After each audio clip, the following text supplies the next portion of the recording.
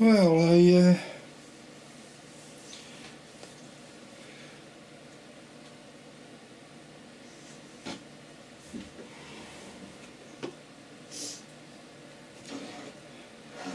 I've been recovering from a cold, and I haven't been doing very much, but I stopped manufacturing the, although it's nearly done. It's just a matter of sticking the bits and pieces together, and this is what it's going to look like when it's all finished. Another one of these with a little drawing, which I've shown many times, and set of beads and playing pieces. And I've been sending for a few bits and pieces, but I haven't been feeling all that well, so I haven't been doing all that much.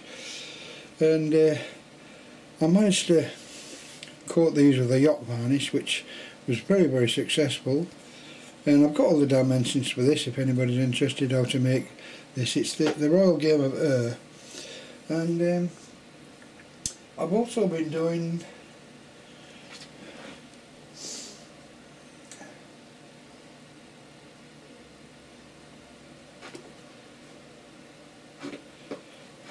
the Game of Senet, which is an Egyptian board game, about 5,000 years old.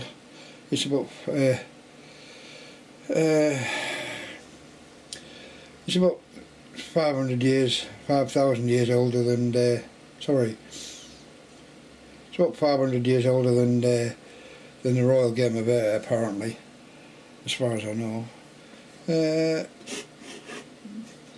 But we played that and we quite enjoyed it, and I sort of got the bug.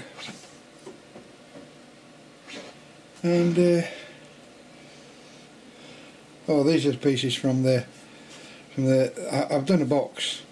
That's as far as I got with the draw, and I've done the pieces and the throwing sticks, so the pieces are done for the Royal Game of Air. And I wanted to know a sort of a next phase, which is this one. And I played Ludo as a kid, and my granddaughter, I know my granddaughter loves these kind of race chase games. And it's the sort of game that carries on from, you play Ludo or Uckers. I mean, I think Uckers is the Royal Naval's game.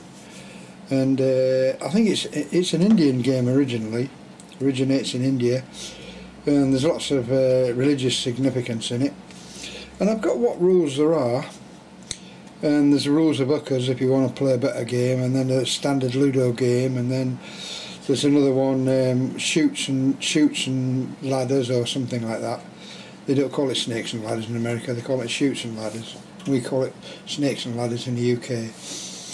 So I've done a little rule book, and I started to process the board, and what I did was I printed out the board in two halves. If anybody's interested, I will show you these. And these bits and pieces are what I bought sort of in stock, about £2 for about 50 or something like that, different colours. And there's about another 2 or 3, there's purple and there's orange and there's other colours, but these are the colours unique to Ludo, so I've used those. And I also found another game called Snakes and Ladders, which I have played in the dim distant past, and I remember it being a fun game for kids. And it's played on a 10 by 10 frame with 100 squares, and I do believe that I'm not quite sure how many people you get, how many pieces you get. You may only get one each, and you start at number 1, and I think you throw a 6 to start or something like that, and then you throw, and if you hit the bottom of a ladder you climb up the ladder, and if you hit the top of a snake you slide down the snake. So if you hit the bottom of the snake, nothing happens. If you're at the bottom of a ladder you go up. If you're at the bottom of a snake, nothing. If you go to the head of the snake you slide down. So snakes are bad and ladders are good. So that's about all there is to it, and you race and chase all the way through until you get to the top. I have got the Indian method of game, which is, I think it's about 75 squares, and it goes on to 78, and it's different levels of attainment and things like this you get to, and I think it's a little bit complicated for my granddaughter, so we'll stick with the original game. And the boards are printed on a you're supposed to print these out on a B3 and an A3 printer. Well, I've got an A4, and all I've done is I've cut the board in half and then print one half, print the other half, and then stuck them together. And I've made a little board underneath ready for it all to stick on, as you can see from here. And things are just drying out at the minute, so I can't go too far. And it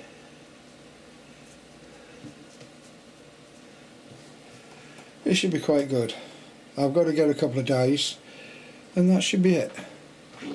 So if anybody's interested in how you make those for your kids or something like that, and they're only coppers, they're only the only thing you pay for is these bits here, and once you bought them, I mean, there's hundreds of, you get hundreds of them for a few quid, so you can make as many games as you like. So I'm just hunting through now and trying to find games that I fancy to play. We don't want things that are too mental. We don't want anything that's too mind-boggling, because she'll soon lose interest. But I think she'll enjoy these. She'll play these. Anyway, I'll stop there and hope I've enthused somebody. And if you're really interested, I probably will do a little thing on how you make these, because they're so simple, it's ridiculous. But it does involve printing on your bubble jet, printing out on your bubble jet. And probably what I will do, I'll cover these with my yacht varnish to seal in all the things, so they don't get watermarks and things on them, because bubble jets never dry out. The ink on a bubble jet never dries out. So anyway, I'll stop there and we'll see what we do next.